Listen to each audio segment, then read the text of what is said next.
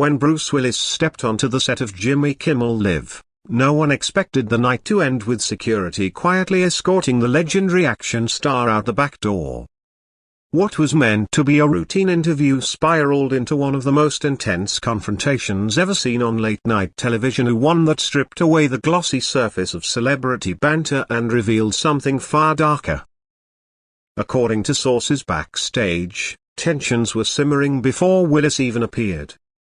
Kimmel had reportedly been mocking Willis during rehearsals, ridiculing his recent film choices and questioning whether the aging action star was still relevant. Attempts by the production team to cool things down were waved off by Kimmel, who seemed to revel in the idea of having such a big name on a tightrope. As the interview began, Kimmel's first words weren't a welcome ear, they were a jab. Bruce Willis, everyone. The man who saved Christmas in Die Hard, though I'm not sure what he's been saving lately. The audience chuckled uncertainly. Willis, jaw tight, forced a thin smile. Thanks for having me, Jimmy. Always a pleasure to be here with someone who clearly does their homework. The sarcasm was icy and immediate. Kimmel, sensing resistance, leaned in harder. So Bruce, about your latest project. Be honest, do you actually watch these films before you sign on, or is it just show up, cash the check, and hope for the best? The crowd went silent. The mood had shifted. Willis responded slowly, deliberately, I take my work seriously, Jimmy. Every role gets my full commitment.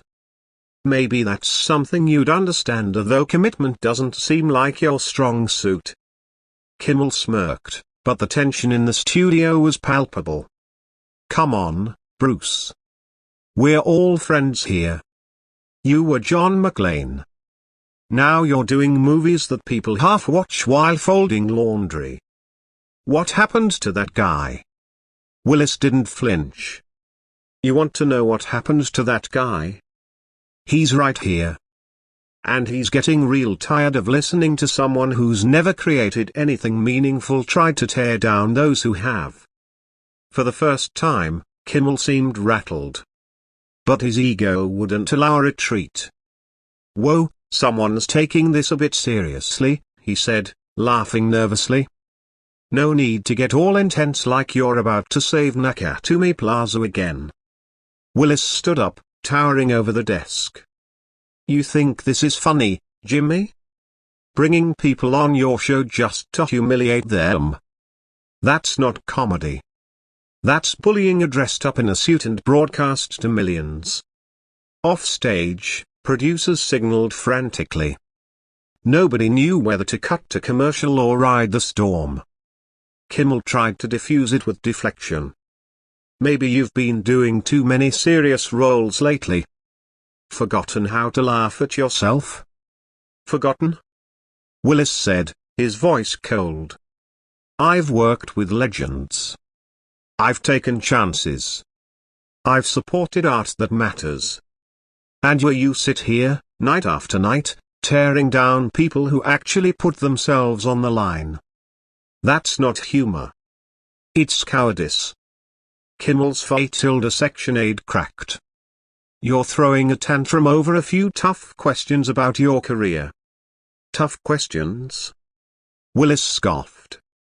You haven't asked a single thing about my work. This isn't an interview, it's a setup. You want to make yourself look big by making others look small. The audience watched in stunned silence. Even Kimmel's house band looked deeply uncomfortable. Kimmel tried again to regain control. All right, maybe we change the subject to your family, perhaps? Let's talk about that. Willis stepped closer, his tone deadly calm. Now you want to drag my family into this? My family is off limits, Jimmy. That's a line you just crossed. I wasn't harassing anyone, Kimmel insisted, his voice wavering. I was just doing my job. Your job? Willis said, leaning over the desk until their eyes locked. Your job is supposed to be lifting people up, bringing joy. Instead, you exploit others for cheap laughs. That's not comedy, Jimmy. That's manipulation. Kimmel tried to lean away, clearly rattled. You're taking this too personally. This is late night, so it's part of the game. Willis's voice rose, filled with raw power. This isn't a game. These are real people's lives you're playing with. And you think because you're protected by producers and writers and lawyers, you're untouchable? You're not. Kimmel looked visibly shaken. Sweat beaded on his forehead. Maybe we should cut to commercial, he muttered.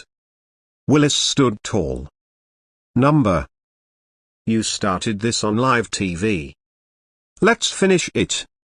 Let's talk about who you are when the cameras stop rolling. The way you treat your guests behind their backs. The way your staff is afraid of you. They laugh because they have to, not because it's funny.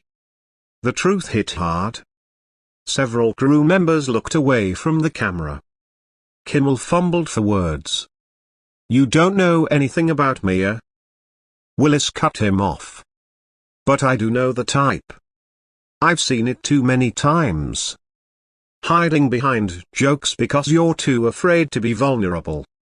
Too disconnected from humanity to recognize cruelty when you dish it out. Kimmel tried one last swing. Maybe your career isn't what it used to be, and you're just mad I said it. Willis went still. His voice dropped to a whisper that carried more weight than a shout. I've supported films that never would have been made without me. I've backed visionaries. I kept working because I love what I do. What have you done, Jimmy? Built a brand on mockery and low-hanging fruit? Congratulations. The silence in the room was deafening. The control room didn't dare cut away. No one knew what to do. Kimmel looked small, defeated. Let's start over. Talk about your movie. Keep it positive. Willis shook his head. You're not sorry for what you did. You're sorry you got called out for it. He stepped away from the desk and turned to the audience. I came here to talk about my work. To connect. Instead, I got ambushed by someone who thinks being cruel is the same thing as being clever. I won't be part of it. Kimmel jumped up. Bruce, wait till we live.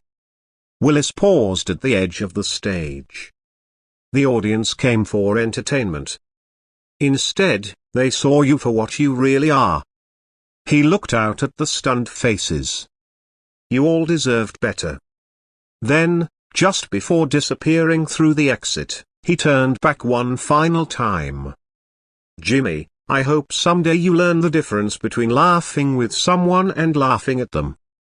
Until then, maybe think twice before you use your platform to tear someone down just because you can.